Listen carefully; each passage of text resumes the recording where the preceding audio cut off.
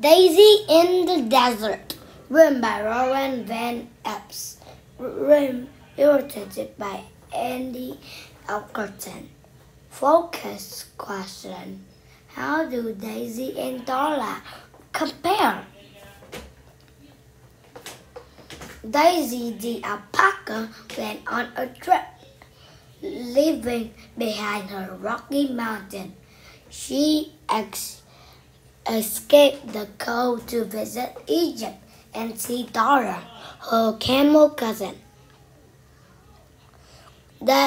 Daisy walked across the land after traveling by boat.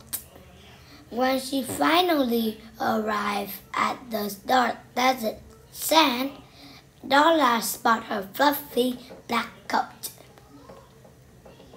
Daisy the alpaca, why, it can't be. I thought you were living in Peru. Did you come all this way to visit me? It's awful great to see you.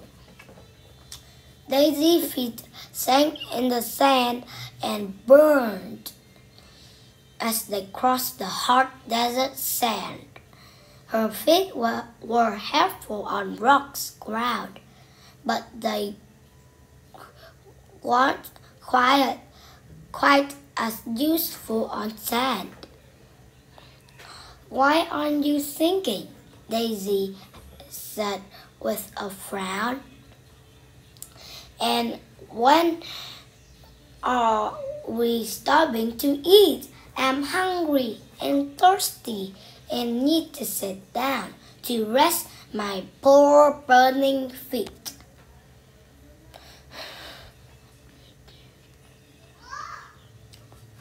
My feet are wide, while yours are not. Dora smiled with large camel lips. Mine have leather-like pads, so they don't get too hot. That's how I take long desert trips. But what about food? Daisy asked with fear. Don't you want to eat soon? I look around. There's no grass here. It's lunchtime now. It's high noon. Dora laughed at her alpaca friend, who looked unhappy in the sun. Oh, Daisy, that's what my hump is for. I store loads of fat in this one. I don't need to eat for weeks, Dora said. 5 months or even greater. When I do stop to rest, I eat tons and tons. It turns to fat in my hump for later. And see that prickly plant over here? Dora said. I'll have a bite or two with my tongue lips. The plant won't hurt me. The way it might hurt you. Daisy nearly fainted at the thought. Her month was awfully dry. She missed Peru, where she could eat grass, and fresh water was always close by. It's too warm for me in my fluffy black coat. I don't belong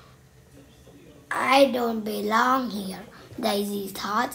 I'm hungry and thirsty, so I think I'll be off to Peru where it isn't so hot. Dora, she cried, I'm saying goodbye. You're used to a diet that learning my feet and coat are at home up high, where the grass is actually greener.